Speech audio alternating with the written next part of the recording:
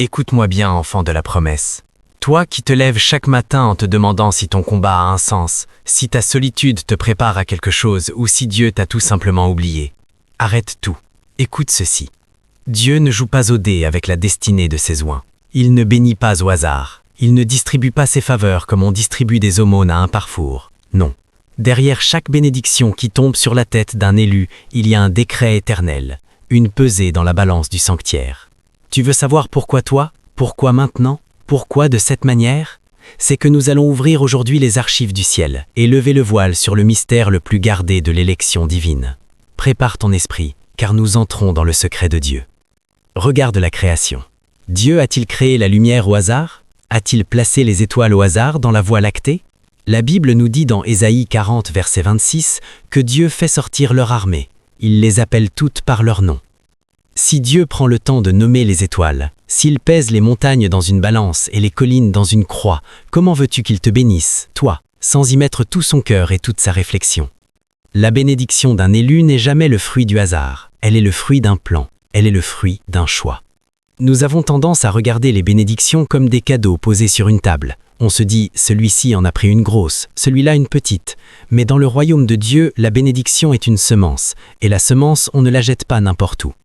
Un agriculteur ne va pas prendre des graines de maïs et les jeter sur du rocher en se disant « peut-être que ça poussera ». Non, il prépare la terre, il laboure, il arrose, il protège. Dieu fait de même avec toi. Avant de déposer la bénédiction, il prépare l'élu. C'est pourquoi souvent, ceux qui sont choisis passent par des déserts que les autres ne comprennent pas. Ce désert n'est pas une punition, c'est le labour de l'âme. Regarde l'histoire de Joseph. Si quelqu'un aurait pu se dire que Dieu bénit au hasard, c'est bien Joseph. Il est le fils préféré de son père, il reçoit une tunique de plusieurs couleurs, et en plus, Dieu lui donne des rêves de grandeur. Mais regarde la suite. Il ne s'est pas réveillé le lendemain matin sur un trône en Égypte. Non. La bénédiction de Joseph était scellée dans un plan. Il a fallu la fosse, il a fallu la maison de Potiphar, il a fallu la prison. Pourquoi? Parce que Dieu ne bénit pas seulement l'homme Joseph, il bénit le vizir qu'il était en train de forger. En prison, Dieu apprenait à Joseph à gouverner, il apprenait à Joseph à interpréter les cœurs, à gérer des prisonniers avant de gérer un empire. Si Dieu t'avait béni trop tôt, tu aurais cassé la bénédiction.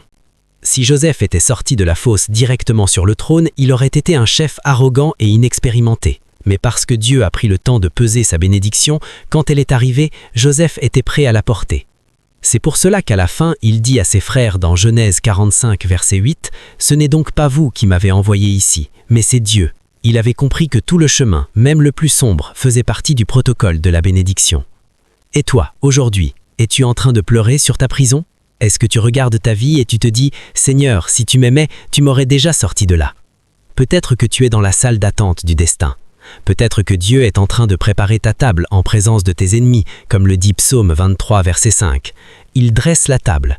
Il ne la dresse pas vite fait, mal faite. Il met la nappe, il sort les bons couverts, il prépare le banquet.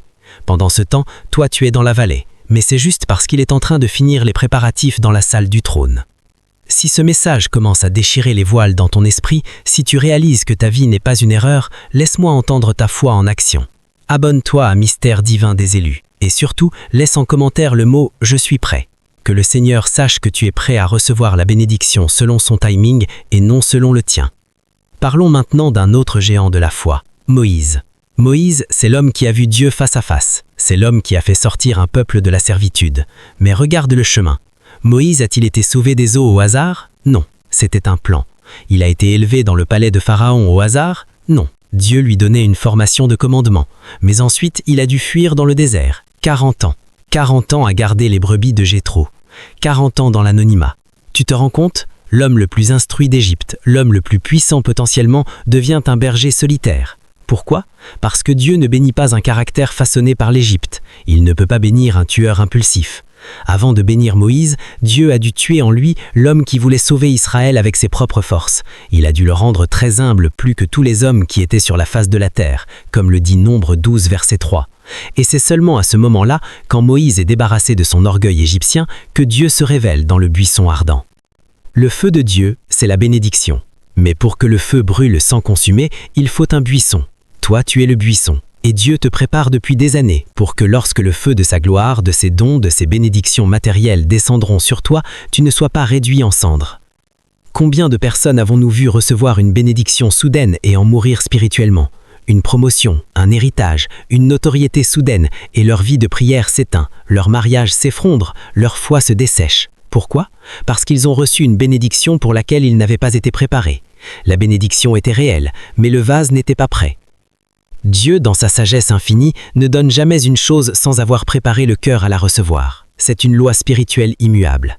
Dans Jérémie 1, verset 5, Dieu dit à Jérémie « Avant que je t'eus formé dans le ventre de ta mère, je te connaissais, et avant que tu fusses sorti de son sein, je t'avais consacré, je t'avais établi prophète des nations. » Tu vois, la consécration précède la naissance, l'établissement précède la manifestation. Dieu a un plan pour toi qui est antérieur à ta conscience. Tu n'es pas sur terre par hasard, tu es là parce que Dieu avait besoin de quelqu'un comme toi pour ce moment précis de l'histoire. C'est ce qu'on appelle l'élection. L'apôtre Paul le rappelle dans Éphésiens 1, verset 4. En lui, Dieu nous a élus avant la fondation du monde, pour que nous soyons saints et irrépréhensibles devant lui. Avant la fondation du monde. Réfléchis à ça. Avant que la poussière de la terre soit assemblée, avant que Dieu dise que la lumière soit, il avait déjà posé son regard sur toi. Il avait déjà décidé que tu serais de lui. Ce n'est pas du hasard, c'est de la prédestination. Et parce que ce choix est éternel, la préparation est minutieuse. Dieu n'investit pas de temps et d'éternité dans un projet qui échouera. Il te façonne comme un maître potier. Alors quand tu traverses l'épreuve, ne dis pas « Dieu m'a oublié ». Dis plutôt « Dieu est en train de parfaire mon vase ». Il enlève les impuretés, il consolide la pâte, il met le vase au feu pour le rendre solide. Sans la cuisson, le vase reste fragile, il se désagrège au contact de l'eau. L'épreuve, c'est la cuisson. C'est désagréable, ça chauffe, mais ça te rend éternel. Ça te rend capable de contenir l'eau vivante de la bénédiction sans que tu ne te dissolves. Parlons du Messie lui-même, Jésus-Christ, l'élu par excellence. Regarde sa préparation. Il est Dieu, mais il ne se prévaut pas de son rang. Il passe 30 ans dans l'ombre à Nazareth, 30 ans à travailler du bois, à obéir à des parents humains.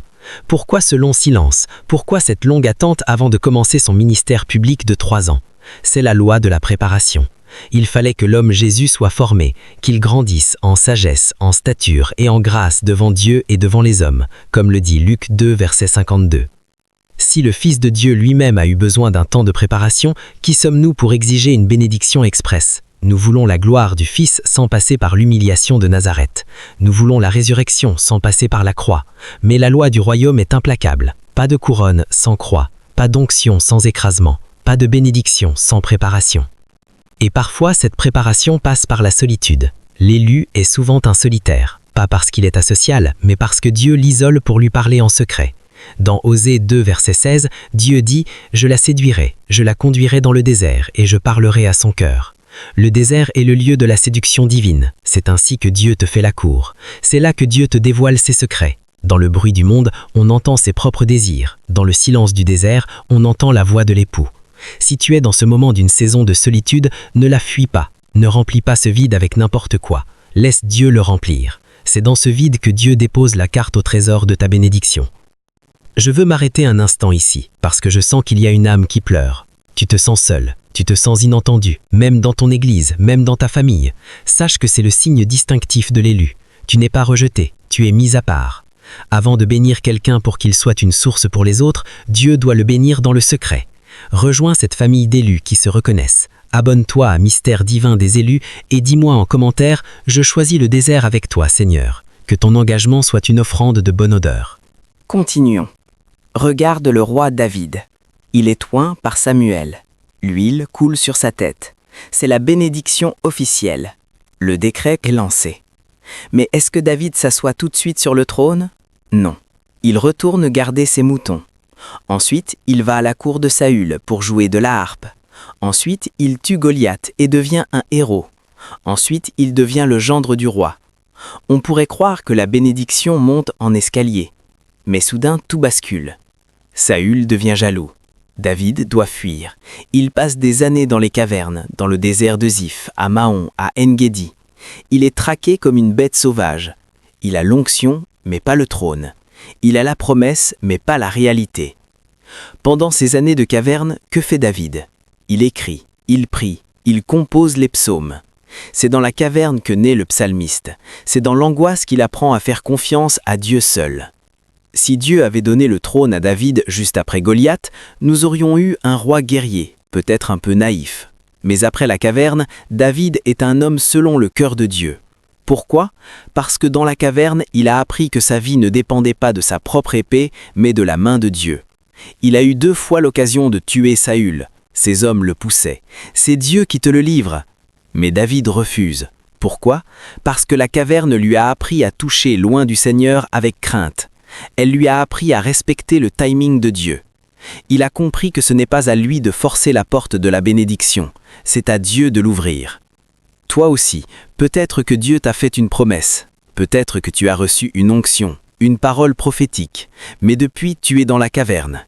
Les Saüls de ta vie te poursuivent, les critiques, les incompréhensions, les dettes, les maladies te traquent.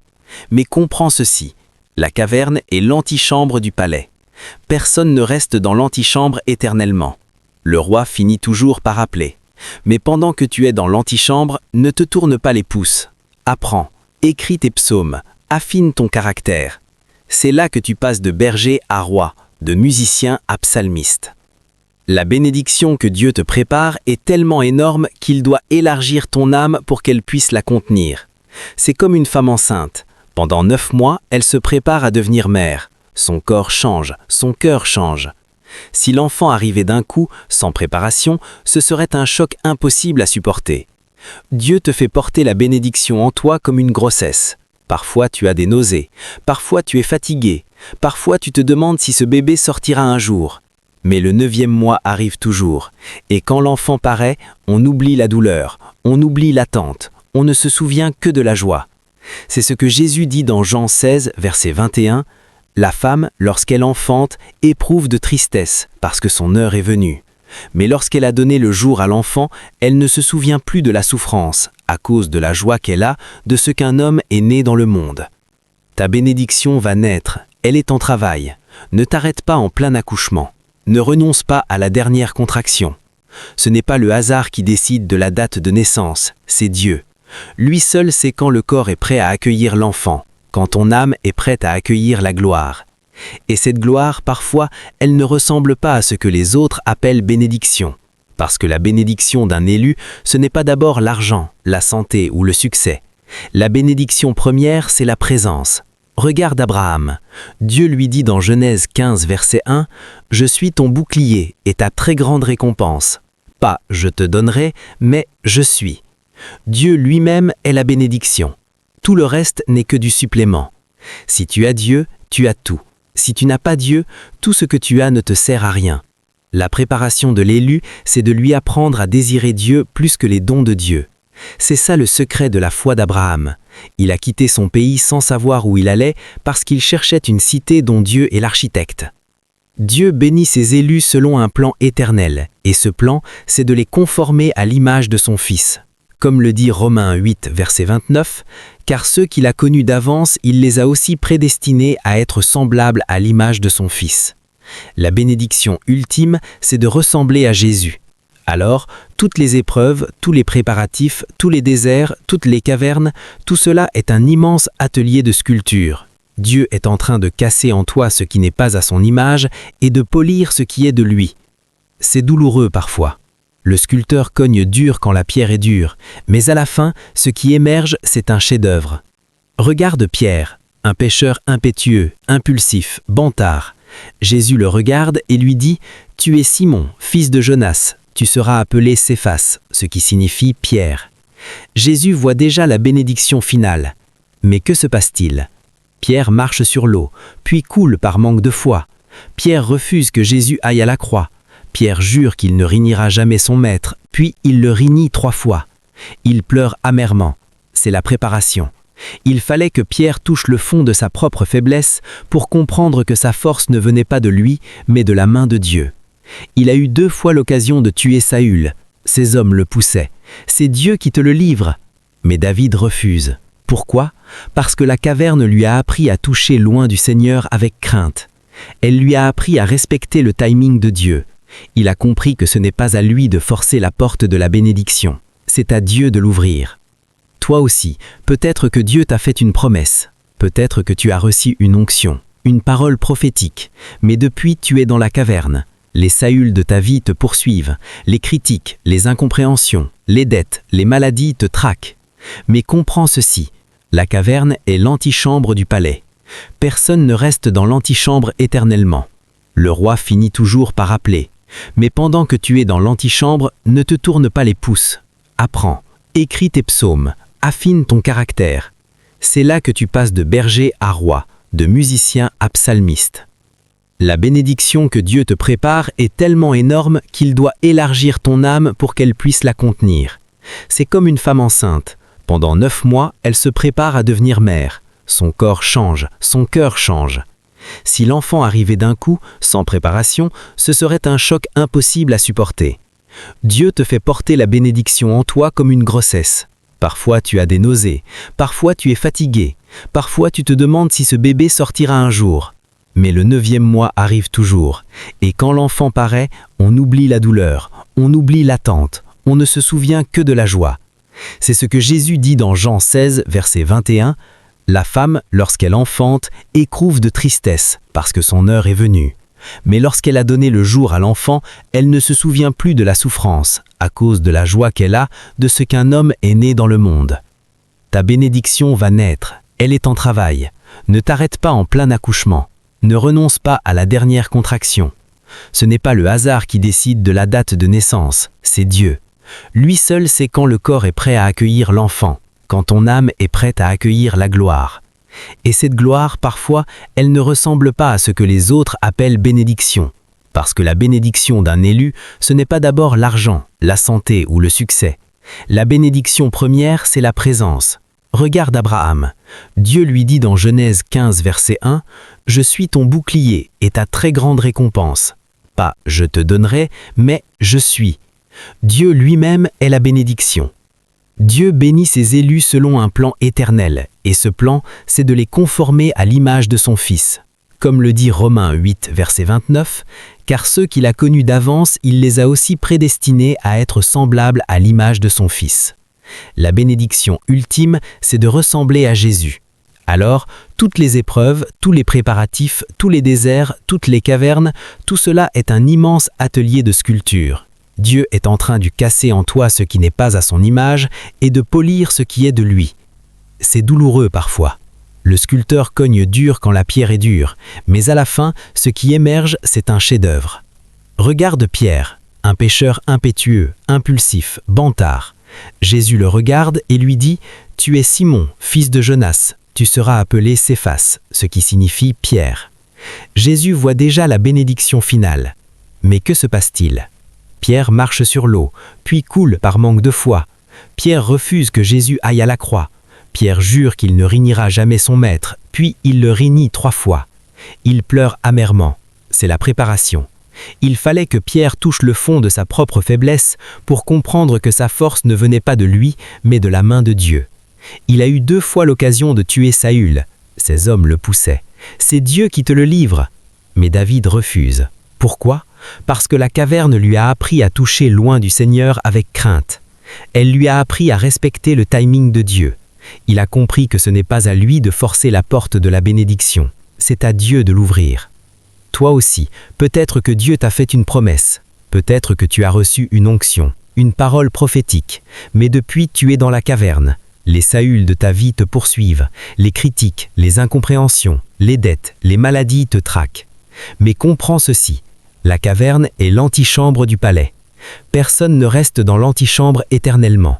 Le roi finit toujours par appeler. Mais pendant que tu es dans l'antichambre, ne te tourne pas les pouces. Apprends, écris tes psaumes, affine ton caractère. C'est là que tu passes de berger à roi, de musicien à psalmiste. La bénédiction que Dieu te prépare est tellement énorme qu'il doit élargir ton âme pour qu'elle puisse la contenir. C'est comme une femme enceinte. Pendant 9 mois, elle se prépare à devenir mère. Son corps change, son cœur change. Si l'enfant arrivait d'un coup, sans préparation, ce serait un choc impossible à supporter. Dieu te fait porter la bénédiction en toi comme une grossesse. Parfois tu as des nausées, parfois tu es fatigué, parfois tu te demandes si ce bébé sortira un jour. Mais le 9e mois arrive toujours, et quand l'enfant paraît, on oublie la douleur, on oublie l'attente, on ne se souvient que de la